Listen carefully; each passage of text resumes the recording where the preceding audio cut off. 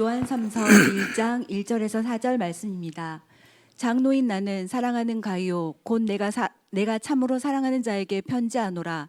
사랑하는 자여 내 영혼이 잘됨 같이 내가 범사에 잘되고 강건하기를 내가 간구하노라. 형제들이 와서 내게 있는 진리를 증언하되 내가 진리 안에서 행한다 하니 내가 심히 기뻐하노라.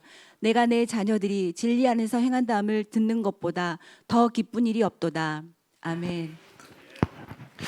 할렐루야. 할렐루야. 우리 다 같이 한번 인사 나누겠습니다. 오늘도 승리하셨습니다. 은혜 받고 돌아가시길 축원합니다. 오늘은 말씀 다 같이 한번 따라해 봅니다. 잘 되는 비결. 네, 이 말씀 가지고 또 큰 은혜 받고 승리하고 돌아가길 축원합니다. 사람이 태어나서 죽을 때까지 그 마음속에 원하는 것은 사람마다 다 같을 것 같아요. 무엇을 원할까? 이 땅에 태어나서 죽을 때까지 첫째, 잘 살았으면 좋겠다. 행복하게. 아닌가 보죠? 자, 그래서 옆분하고 인사 한번 했어요. 잘 행복하게 사시기 바랍니다. 그러니까 잘 살고 행복하게 살기를 원하지 않는 사람은 단 한 명도 없다. 근데 그 참 잘 사는 게 되게 힘들어요. 그래서 한때는 어떤 말들이 유행이 되었습니까? 웰빙. 어떻게 하면 잘 살 수 있을까? 그래서 먹는 것도 건강한 거 먹고 또 운동도 하고, 그러니까 자꾸 이게 잘 살 수 있는 개념을 갖고 살거든요. 그런데 요즘에는 또 트렌드가 어느 순간에 바뀌었어요. 웰빙에서 웰빙도 중요한데 웰다이, 건강하고 행복하게 살다가 잘 죽는 것이 복이다. 그래서 웰빙과 함께 웰다이가 선풍적 인기를 끌었던 걸 알 수가 있습니다. 여러분, 우리가 살면서 잘 살고 또 잘 살다가 잘 죽는 것도 하나님의 은혜라고 저는 생각합니다. 그런데 요즘 시대를 보면 여러분이 너무 잘 알다시피 잘 먹고 잘 사는 시대가 된 것은 부정할 수가 없어요. 그런데 요즘에는 많은 사람들이 육체적인 건강은 있는데 사회적으로 무슨 문제가 발생하게 되었느냐? 정신적 문제가 발생되기 시작했다는 겁니다. 그래서 여러분들이 알다시피 이 공황장애 또는 조우울증 혹은 또 조현병, 이러한 정신병적인 병리학적 문제로 인해서 신체는 건강한데 정신적 멘탈 프로블렘으로 인해 가지고 사회에 큰 문제를 일으키는 사람들이 종종 나타나거든요. 저희 어릴 때는 이보다 훨씬 가난하고 어렵게 살아도 선생님들이나 또한 부모님들이 어려서부터 뭘 가르쳤죠? 정신교육을 가르쳤어요. 그리고 옛말에 호랭이에게 물려가도 정신만 바짝 차리면 살 수 있다고 가르쳤어요.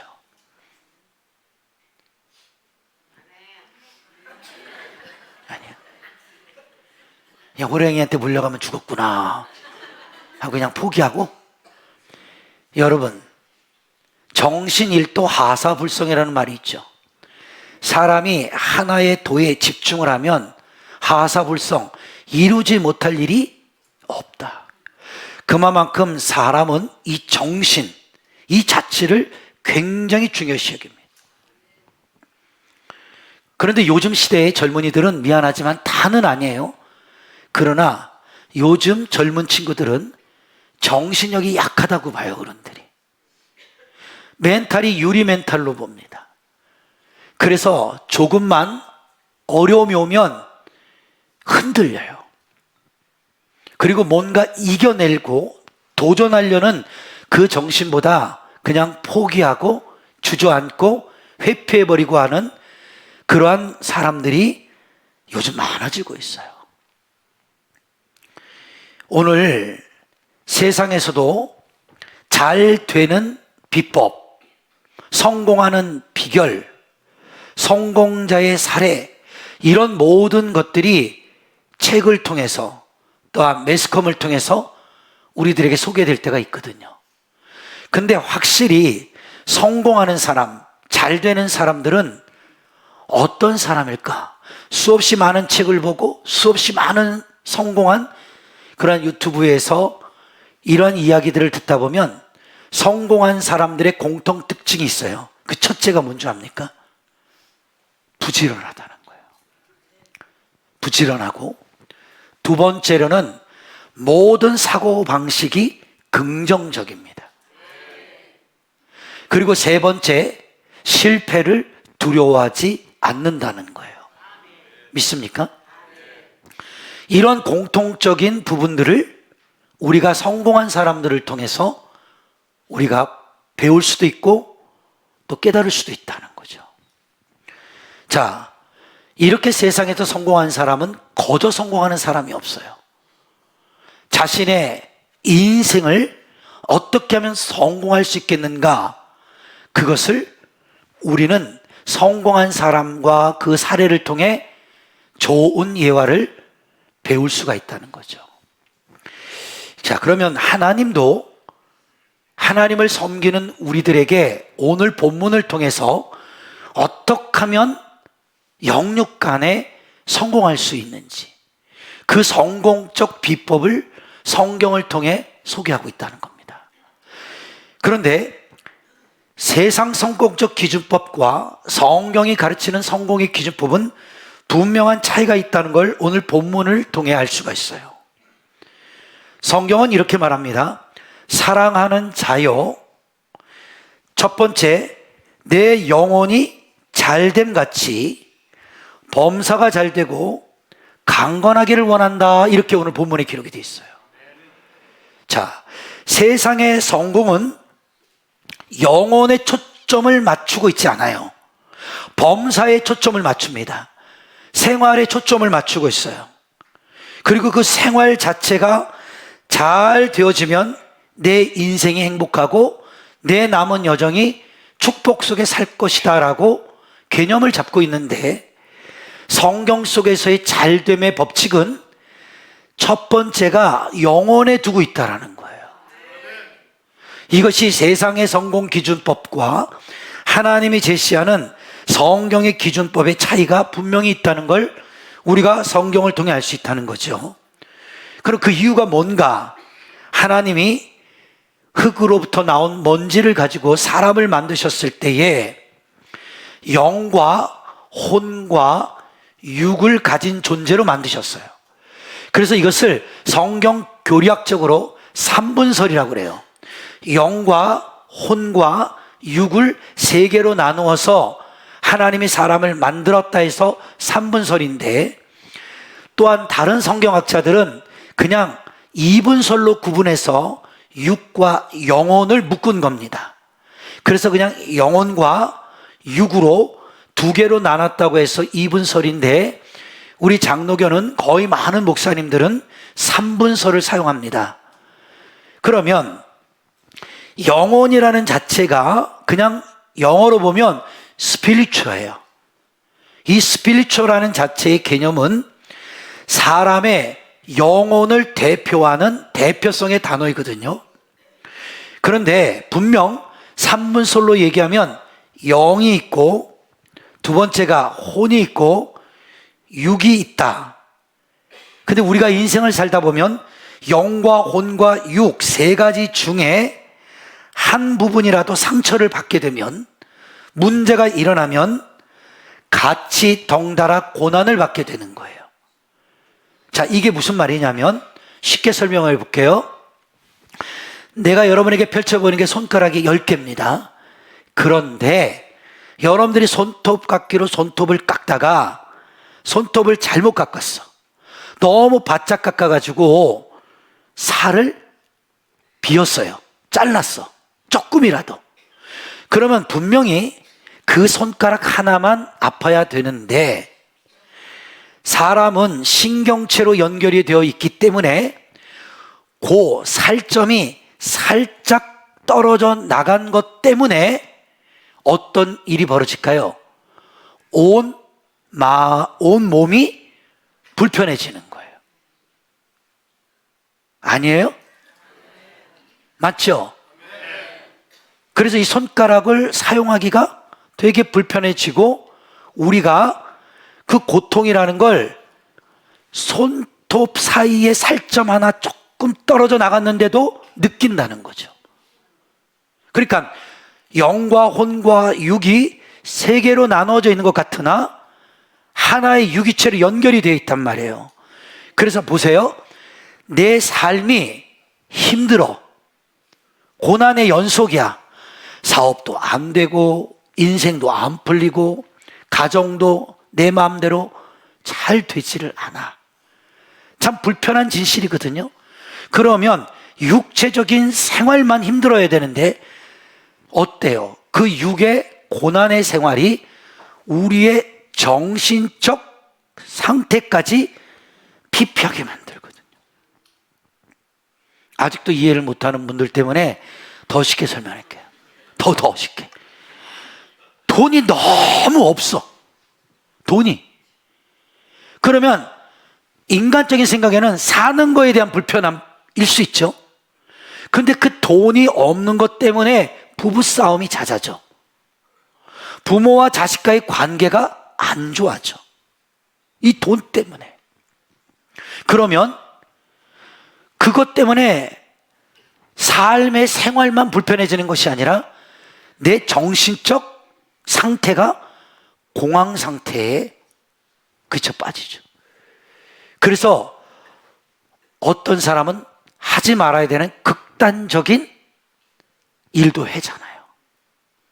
그 돈이 뭐길래 목숨보다 귀하지 않는 걸 뻔히 알면서도 그 돈이 뭐길래 그 돈 때문에 목숨까지도 스스로 버려버리는 사건들이 사회적 병리 현상으로 일어나잖아요.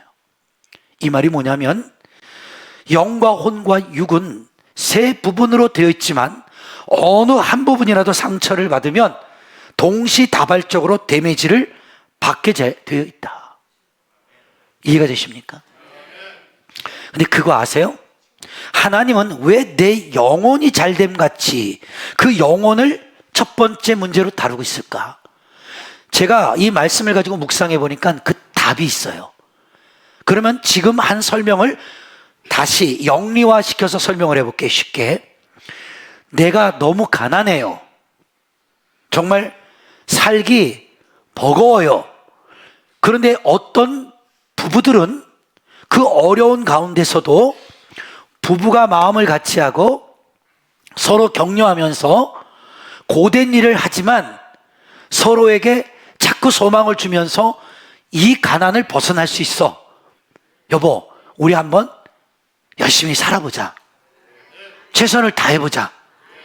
이렇게 마음을 같이 하고 생각을 같이 해서 으쌰 해서 정말 10년 뒤 혹은 15년 뒤 5년 뒤 그 가난에서 탈피하는 성공한 사람들이 많아요, 적어요? 많단 말이에요. 의외로 이 가운데도 분명 여러분의 재산을 밝히고 있지는 않지만 이렇게 어렵게 사시다가 분명히 이 가운데도 지금은 큰 부자는 아니더라도 먹고 사는 데는 절대 어려움이 없을 만큼 사시는 분들도 분명 이 자리에 있다고 나는 봅니다. 그런데 보세요. 그것은 물질이 회복되어 행복을 가져온 것이 아니라 그 영혼이, 그 정신이 그 어려운 고난의 세월과 시간을 긍정적 마인드로 이겨낸 거예요. 믿습니까? 그러니까 이것이 성경에서 보면 뭐라고 말하냐면 영혼의 문제라는 거예요. 그러니까 내 영혼이 행복하면 범사가 강건해진단 말이에요. 성경 우리 잠언서 기자가 뭐라고 말합니까? 자, 집안에서 부모와 자식 간, 가족들 간에 살진 소를 먹으면서 다투고 싸우는 것보다 김치 한 조각을 놓고 채소를 먹으며 행복해하고 화목하는 것이 진짜 복이라고 가르쳐줘요. 그러니까 진정한 복은 있고 없으면 나중 문제고, 진정한 행복은 정신적, 영적인 만족감인 것 같아요. 그러니까 내 영혼이 행복하면 생활이 좀 부족해도 그 속에서 감사와 만족을 느끼게 될 수 있다는 겁니다. 믿습니까?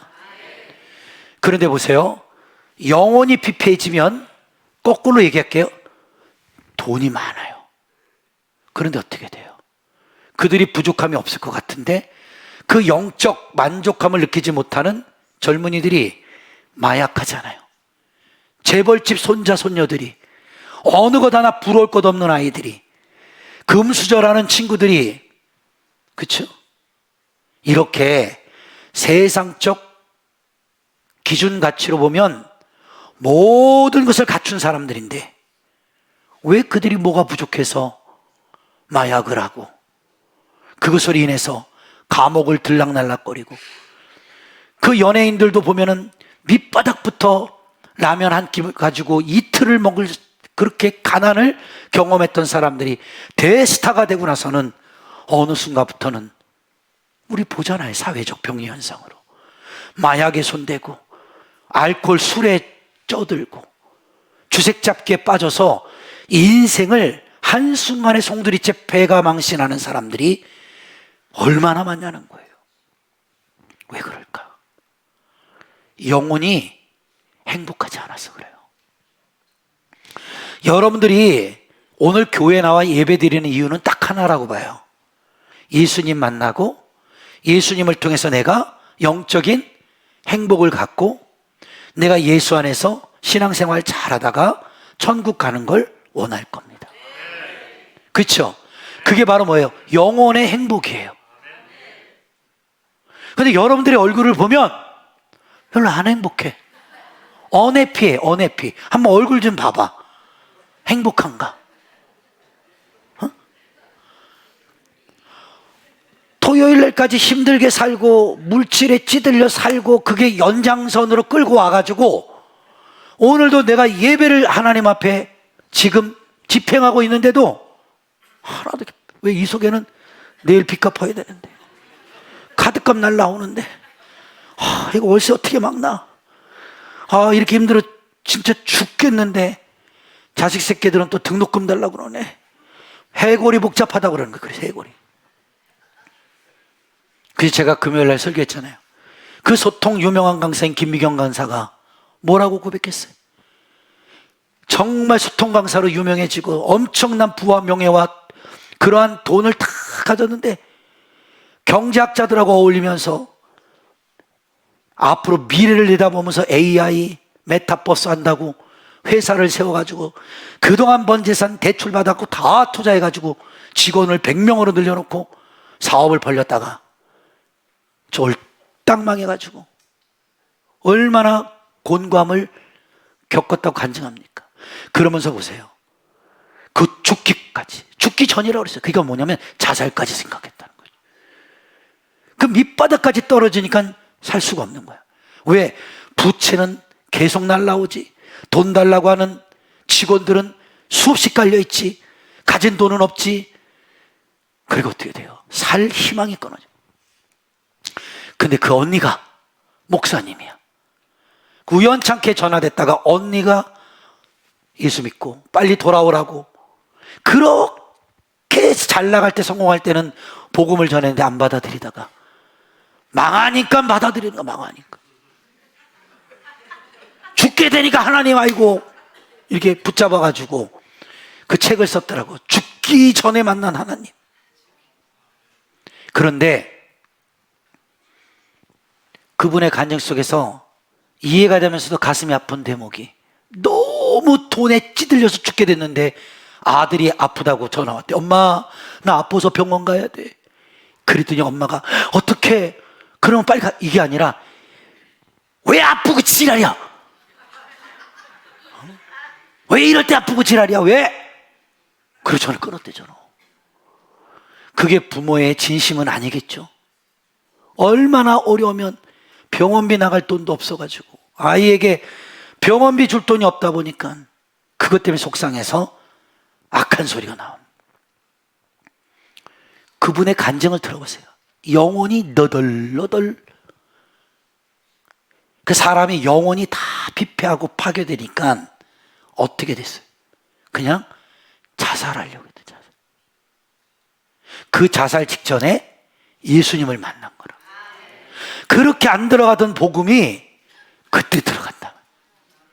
오늘 제가 이렇게 간절히 복음을 전했는데도 안 들어오죠? 죄송합니다. 너덜너덜해져 봐야, 누구처럼 그렇게 너덜너덜해져 봐야 아이고 하나님 이렇게 붙잡게 된다니까.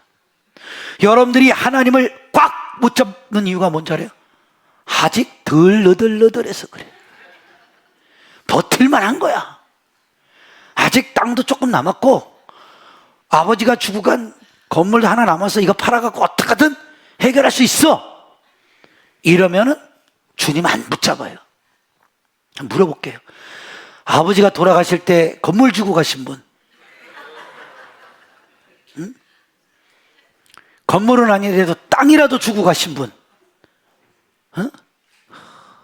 한 분 계시네. 그런데 그 준 땅이 돈이 안 돼.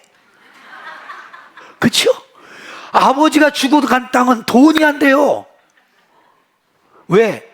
저 강원도 휴전선 근처에 그런 땅, 안 된단 말이지. 그러니까 지금 여러분들이 설문조사 했듯이 건물도 없어, 땅도 없어. 아버지가 돌아가실 때 유산으로 돈을 좀 많이 주고 가셨어요? 그것도 없다고 난 봐요. 이미 여러분들은 세상적으로 너덜너덜한 거예요. 그 여러분들이 하루 벌어 하루 먹고 살아야 되는 그런 어려운 지경에 우리가 봉착되어 있다는 걸 부인할 수 없잖아요, 지금. 맞죠? 옆 사람 보세요. 얼굴 보니 너덜너덜하신 것 같아요.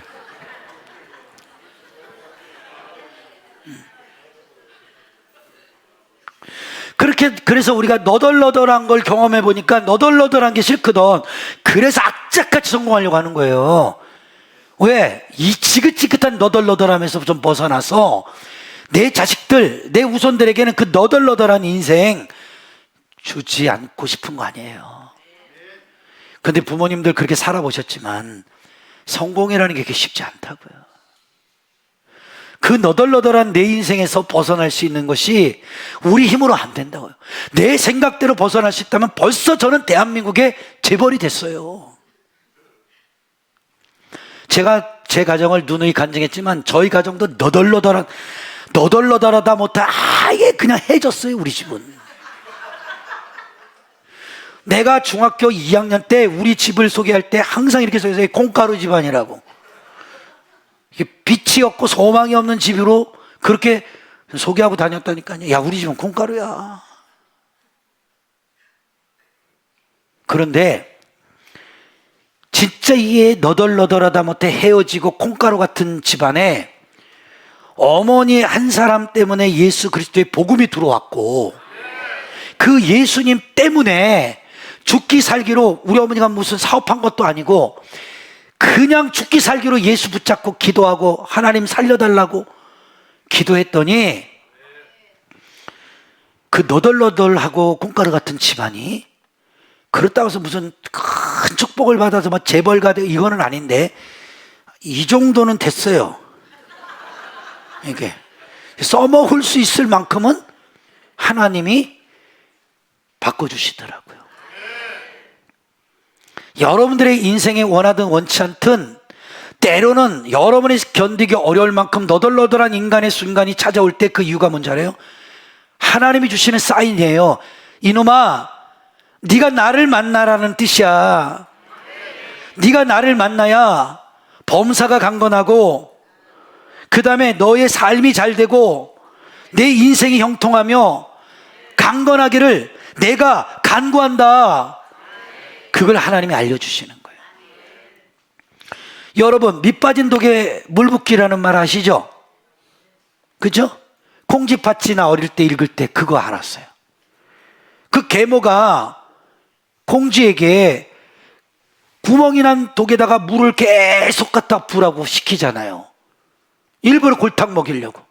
근데 콩쥐는 착하잖아요. 그 물을 길어다가 그 독에다 계속 붓는데 구멍이 뚫려 있으니까 물이 계속 새내가잖아요. 그럼 어떻게 막아져요? 그런데 보세요. 어느 순간 어떤 일이 벌어져요? 두꺼비 한 마리가 나타나서 그 불쌍한 콩쥐를 도우려고 그 항아리 속으로 들어가서 그 깨진 독을 두꺼비 자기 몸으로 탁 막잖아요.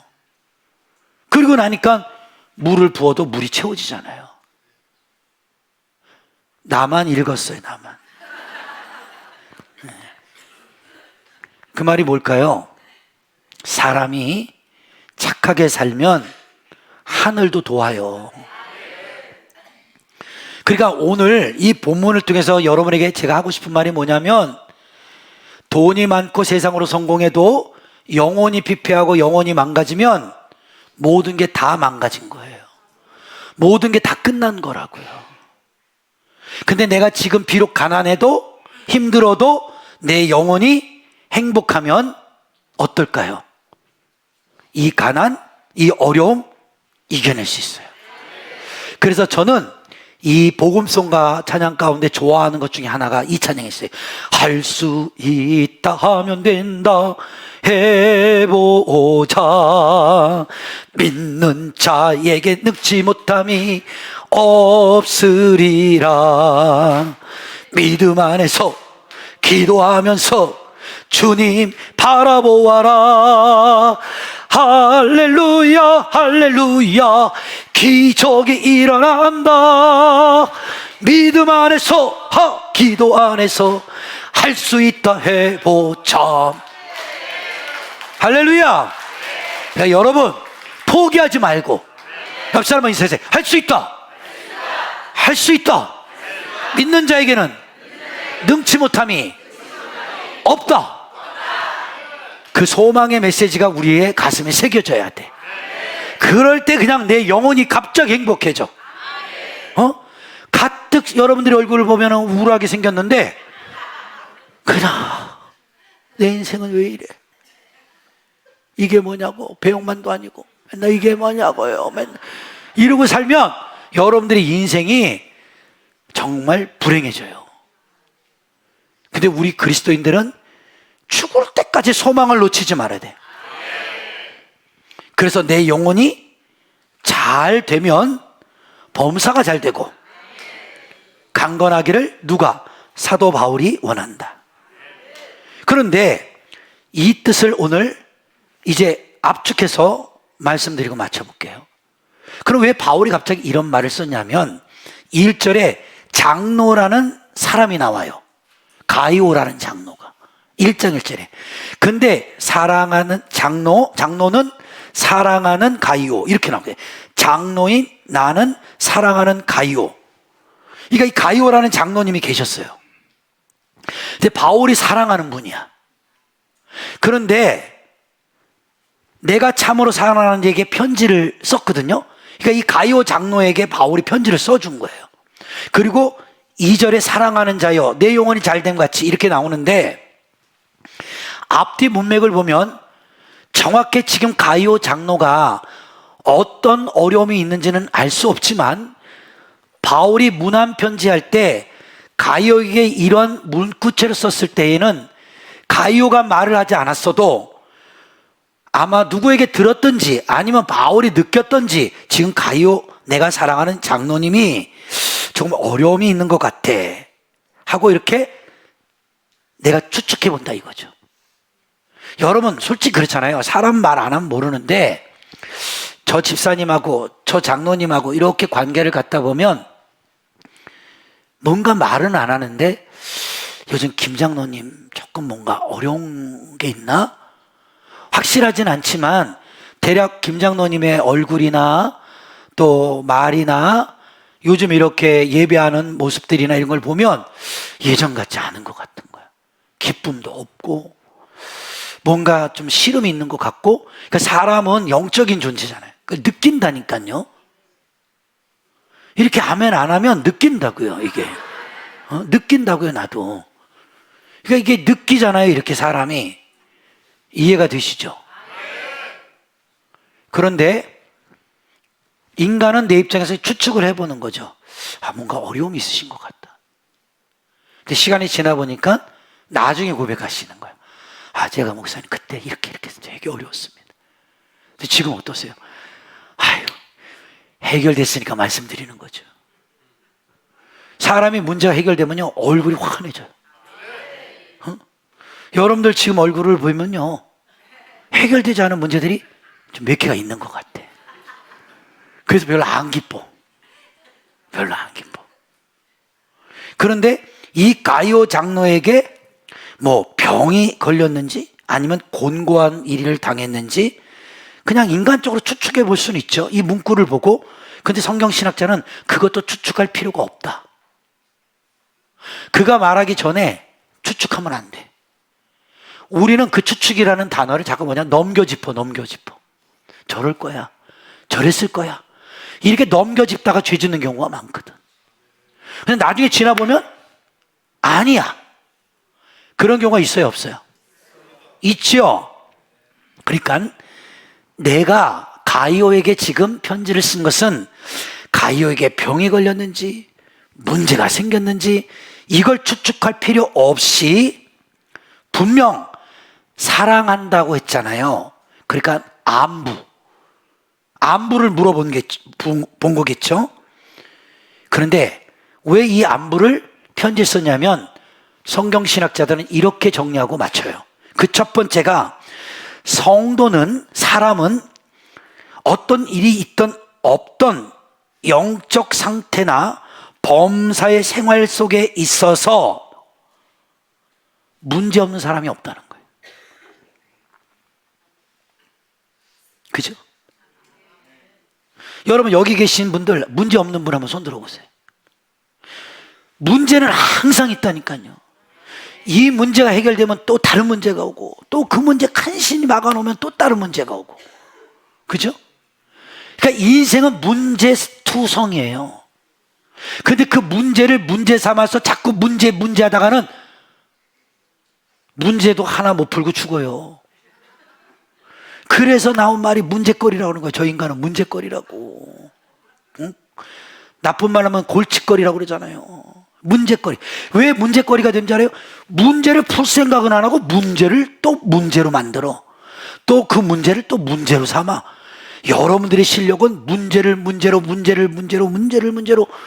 그 문제를 문제로 만들다가 죽을 때도 내가 왜 죽어야 되나? 그 문제점이에요, 그게. 그리고 죽어. 그러니까 인생 자체가 그냥 문제예요, 문제투성이에요. 안 그래요? 난 이렇게 하면 하는 것도 뭐 문제가 있다고 봐, 나는. 문제가 있다고 본다고. 이렇게 은혜 받으러 와갖고도 은혜 못 받는 것도 그 문제가 있는 거예요. 그죠? 근데 사람은요, 자기가 문제가 있다는 걸 몰라요. 교회 다니면서 불평할 때, 우리 교회 문제가 많아. 목사님 문제가 많아. 우리 장로님들 문제가 되게 많아. 다 문제만 제시하죠. 니는 그렇게 말하는 네가 문제거리요. 여기 대학 다니신 분들 그냥 공짜로 대학 안 들어갔죠? 자, 수학, 영어, 국어 요번에 수능할 때 다 문제예요, 문제. 20문항, 30문항 다 문제거리만 내요, 문제거리만. 공부 잘하는 애는요, 그 문제가 문제거리가 안 돼요. 딱 보면 다 아는 거예요. 이렇게 공식 딱 해갖고 대입해갖고 탁탁. 이거는 답은 3번. 실력이 없으니까는 끝나고 나가면 수능이 어려웠다는 둥, 엄청 힘들었다는 둥. 근데 이렇게 보면은 공부 잘하는 애들은 너 몇 개 틀렸어? 우리 수학 다 해봤잖아. 항상 물어봐. 1등 하는 애들. 야, 7번에 답 몇 번이냐? 이거 물어보는 애들은요, 그나마 공부 잘하는 애들이에요. 2등하고 3등하고 4등하고 10등 하는 애들은 이거 아리까리지 않았냐? 반장? 이거 1번 문제 뭐였냐? 어떻게 풀었어? 2번. 반장이 얘기하면 답이 다 맞아. 걔는 틀림없는 애야. 공부 잘하니까. 맞아요, 안 맞아요? 자, 문제도 공부를 잘하는 애들은 문제를 풀어서 답이 맞나 안 맞나 그걸 물어봐. 그러나 40등 이후로는 안 물어봐. 그 문제에 관심도 없어. 나 학교 다닐 때, 중학교 때 많았잖아요. 한 반당 75명, 78명, 80명까지 갔어. 83명. 나 그때 중학교 때 공부 제일 잘했던 게 80명 가운데 43등. 제일 잘한 거예요. 웃지 마. 80명이 43명 가운데 반토막은 되잖아. 그리고 공부 안 한 날은 54등, 55등. 중학교 우리 아버지가 맨날 나한테 그래서 이 돌대가리라고 그렇게 맨날 야단치셨는데 요번에 그 의사가 유전의 법칙을 밝혔잖아. 자녀의 머리는 부모의 DNA에 반하지 않는다. 이거는 아들, 딸들 돌대가리를 욕하면 안 돼. 우리 아버지가 돌대가리인 거예요.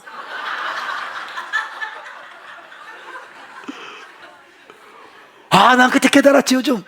그때 진짜 깨달았어야 되는데, 의사가 요즘 밝힌 거야.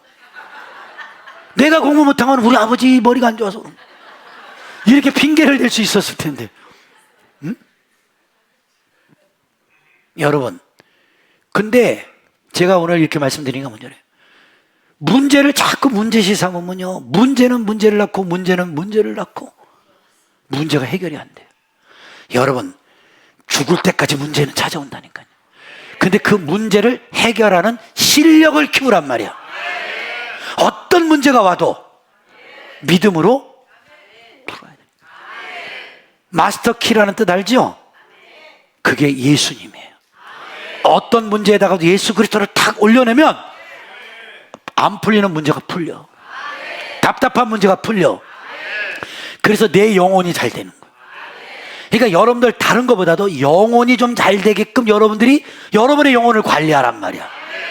그리고 교회 다니고 예수 믿고 10년, 20년, 30년 적어도 믿음의 실력만큼은 좀 키우라고. 믿습니까? 그런데 제가 학 과목 가운데 제일 싫어했던 게 수학이야. 나 거짓말 안 할게. 공부 못할 때 나는 거짓말 못하니까 우리 많이 했다? 여기 나하고 똑같은 사람 있어. 볼펜? 모나미? 각진 볼펜 알지? 모나미? 거기다 1번, 2번, 3번, 4번 이게 써놨고 이게 보다가 몰라 4번 3번 내가 반장보다 수학 문제를 더 빨리 풀었어. 굴리기 달인 굴리기 달인. 그런데 이 굴리니까 성적이 더 안 나와. 근데 공부 못하는 아이들끼리 모여서 수학 점수 잘 받는 법을 사사를 하더라고. 그 친구가 어떻게 너는 그렇게 하냐? 야, 대부분 보잖아? 긴 건 답이 아니야. 중간치 되는 게 답이래. 그렇게 가르쳐줘. 사사를 해줘. 그리고 정 모르면 확률로 그냥 다 1번만 찍어. 다 1번만 찍어. 아니면 뭐 2번을 찍든지. 그럼요, 확률적으로 신기하게요. 55점, 60점 나와. 잘 맞을 때는.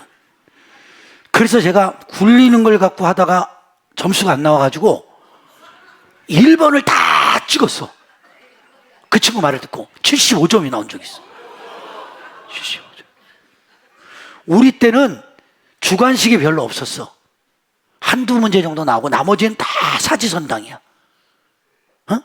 그리고 나서 중간고사 때가 왔어. 야, 그때 재미를 봤잖아. 1번을 다 찍었어. 근데 또 그때는 1번만 피해가 돼.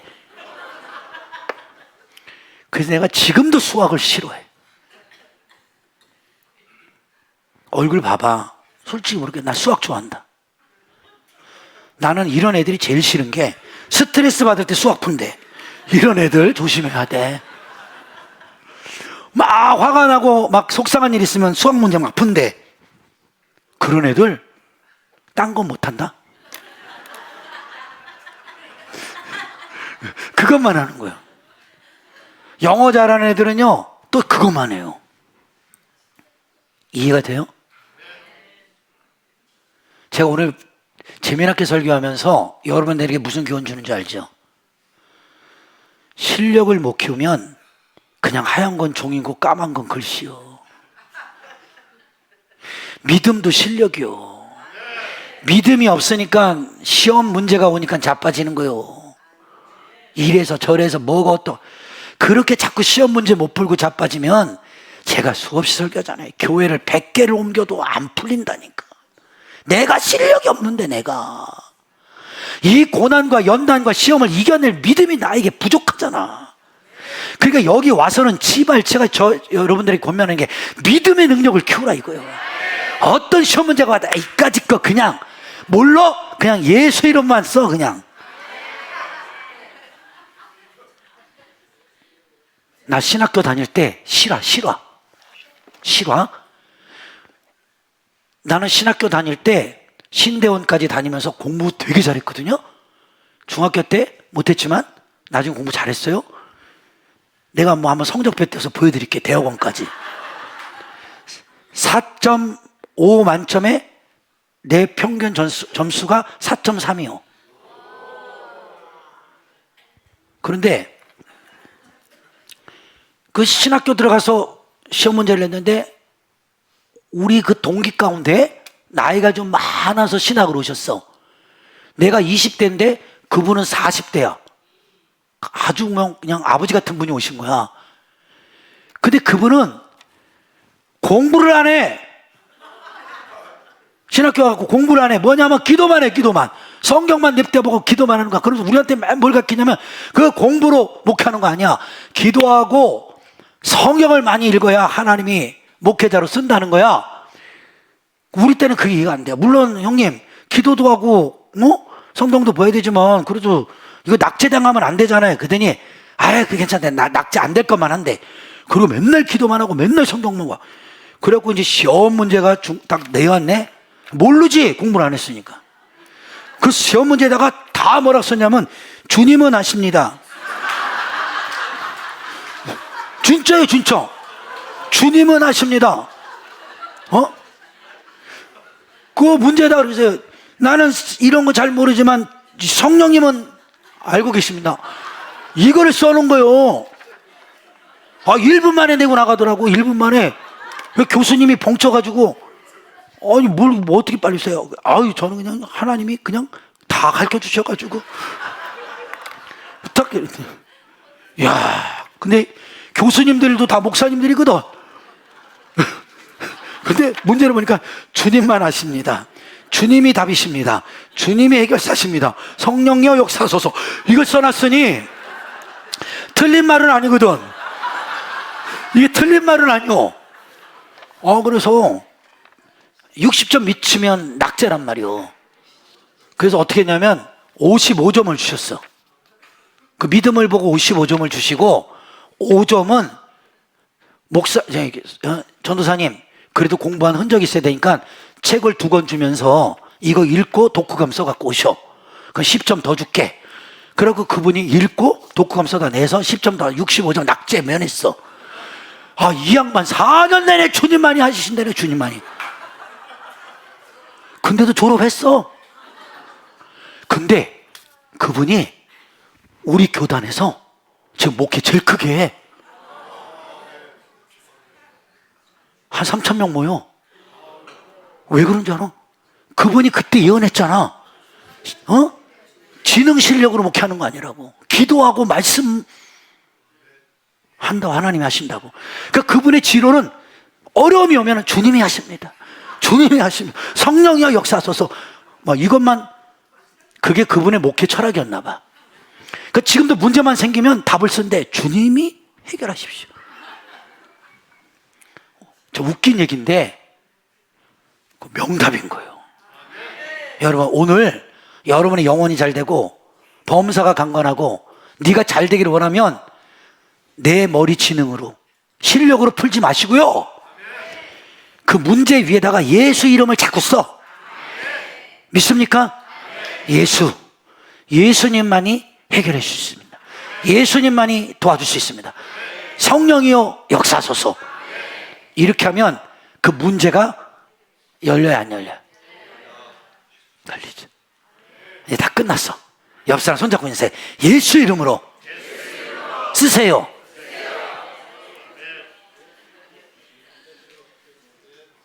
그래서 저는 찬송가 중에 이 찬양을 제일 좋아해요. 전용록 씨가 불렀어. 사랑은 연필로 쓰세요. 그 노래 아시죠? 꿈으로 가득 찬 설레이는 이 마음은, 그렇죠? 사랑은 연필로 쓰세요. 그 가사가 있다고. 내가 다 부를 수 있어. 전용록이를 하도 좋아해가지고. 근데 거기 마지막부터 이렇게 문제는 연필로 쓰세요. 믿음의 연필로. 뭘? 사랑이 아니라 예수로. 예수로 쓰면 영혼의 문제가 열릴 겁니다. 답답한 생활의 문제가 열릴 거예요. 안 풀리던 문제가 열릴 겁니다. 아시겠죠? 다 같이 두 손 드세요. 예수 이름으로 열려라. 참게, 들게. 예수 이름이 만능이요, 만능. 그러니까 여러분 힘들고 지치고 낙심하고 소망 없을 때 예수 이름을 찾고 쓰세요. 그 영혼이 잘 되고 생활도 잘 되고 모든 것이 잘 강건하게 되는 그런 축복이 찾아오게 될 줄 믿으시기 바랍니다.